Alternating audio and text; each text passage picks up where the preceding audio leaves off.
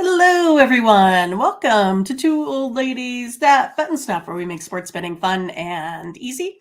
Our goal is to give you a proven sports betting strategy with little investment, betting $10, $20 per game, no unit plays or parlays. Just remember, a small victory per day equals a lot at the end of the season. You can find us at www.twooldladiesthatbet.com, where you can find some of our premium selections for sale. You can go ahead and purchase one of those packages. And with that, you get, leans on every game. If we lose, you get free plays based off of your subscription level there as well.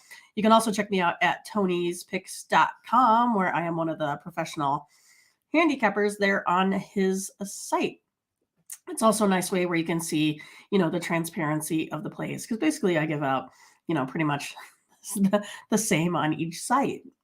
So if I win over there, you're winning, here on this site here as well. So coming off a really good day yesterday in the NBA, in the NHL, and in college basketball, I got 4 plays for you today in the NCAA college basketball slate. All right.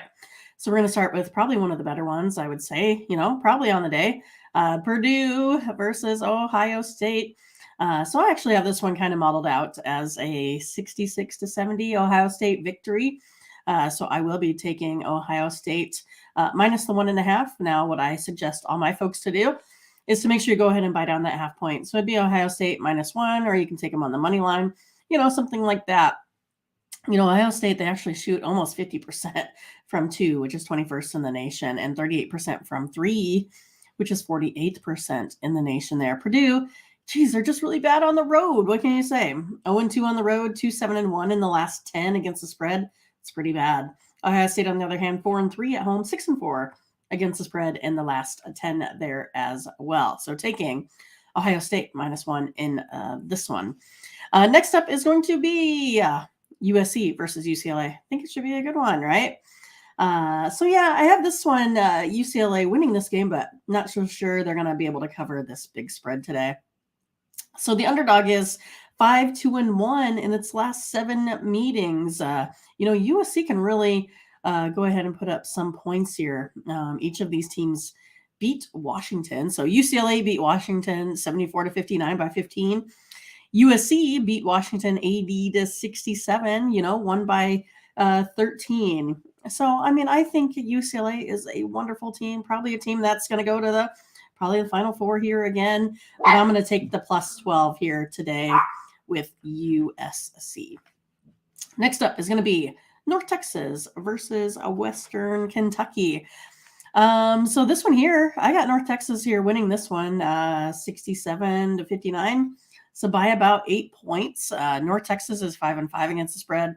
Western Kentucky 3-6-1 in its last 10 against the spread. So the road team here in this matchup, head-to-head, is 5-2 in the last 7. Hilltoppers 0-5 against the spread.